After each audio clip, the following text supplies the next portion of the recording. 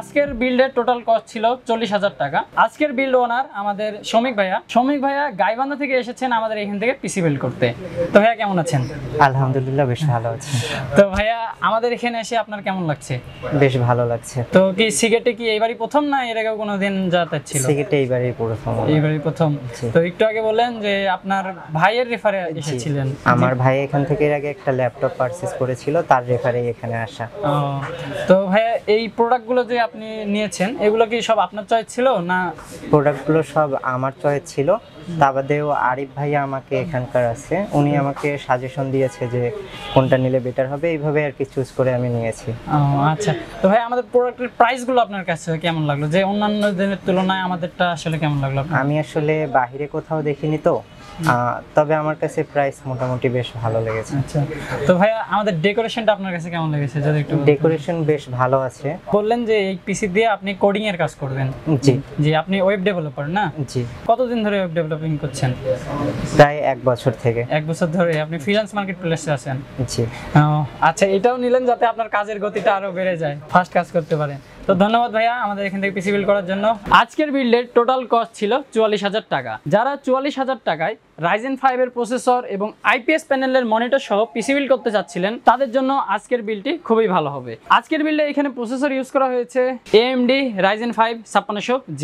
আর এই প্রসেসরটি নিয়ে বলার কিছুই থাকে না, কেননা এই প্রসেসরটি বাংলাদেশের জাতীয় প্রসেসর। এই প্রসেসরটির কোর থাকছে 6টি এবং থ্রেড থাকছে 12টি। প্রসেসরটির বেস ফ্রিকোয়েন্সি 3.9 GHz এবং ম্যাক্স ফ্রিকোয়েন্সি 4.4 GHz। এই প্রসেসরটি দিয়ে আপনারা ভিডিও এডিটিং, গ্রাফিক্সের কাজ, কোডিং সবগুলোই কিন্তু করতে পারবেন। আজকে এখানে মাদারবোর্ড হিসেবে ব্যবহার করা হয়েছে বায়োস্টার B550 একটি মাদারবোর্ড। আর এই মাদারবোর্ডটির কোয়ালিটি কিন্তু খুবই ভালো। এইখানে পিসিটা বিল্ড হয়ে গেছে, আর দেখতে পাচ্ছেন কেসিংটাও কিন্তু খুবই চমৎকার। এটা ডিপ কুলের একটি কেসিং। আর মাদারবোর্ডটি আপনারা এখানে দেখতে পারবেন। এই মাদারবোর্ডটিতে 2টি র্যাম স্লট থাকছে, শুধুমাত্র 2টি। আপনারা 64 GB পর্যন্ত এখানে র্যাম লাগাতে পারবেন। আজকের বিল্ডে এখানে র্যাম থাকছে কোর্সিয়ার LPX Vengeance 8GB 3200 আছে 2টা র্যাম, আর 2টাই কিন্তু নন RGB হয়। এখানে কিছুটা FPS ড্রপ করতে পারে, আর FPS ড্রপ করলে কোনো সমস্যা নাই, কেননা ভাই এটা দিয়ে গেমিং করবেন না। যাই হোক, তারপরে এখানে SSD হিসেবে থাকছে HP EX900 M.2 NVMe SSD 500 GB ভেরিয়েন্টের SSD এটা। আর SSDটার কোয়ালিটি কিন্তু খুবই ভালো। এখানে পাওয়ার সাপ্লাই হিসেবে ব্যবহার করা হয়েছে ভ্যালুটপ VT 350 ওয়াটের একটি পাওয়ার সাপ্লাই।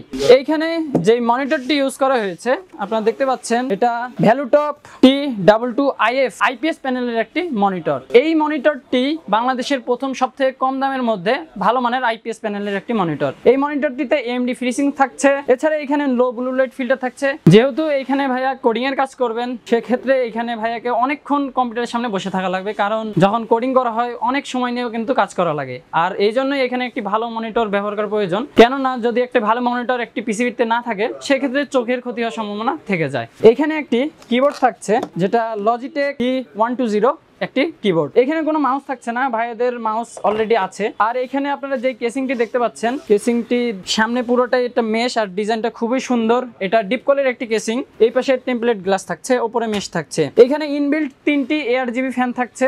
এই ছিল আজকের পিসি বিল্ড। আর যারা 44 থেকে 50,000 টাকা বাজেটে পিসি বিল্ড করতে চাচ্ছিলেন তাদের জন্য এই পিসি বিল্ডটি খুবই ভালো হবে। এই পিসিটি নিতে সরাসরি আমাদের শোরুমে চলে আসতে পারেন। আমাদের ঠিকানা রংপুর প্রেস ক্লাবের বিপরীতেই সিগেট টাওয়ার। ল্যাপটপ, অফিস ইকুইপমেন্টের যে কোনো পণ্য কিনতে আমাদের ওয়েবসাইটটি ভিজিট করতে পারেন, অথবা আমাদের শোরুমেও চলে আসতে পারেন। তো দেখা হবে অন্য কোনো ভিডিওতে। আর আপনারা কত বাজেটের মধ্যে পিসি বিল্ডের ভিডিও দেখতে চান তা আমাদেরকে অবশ্যই কমেন্ট করে জানিয়ে দিন।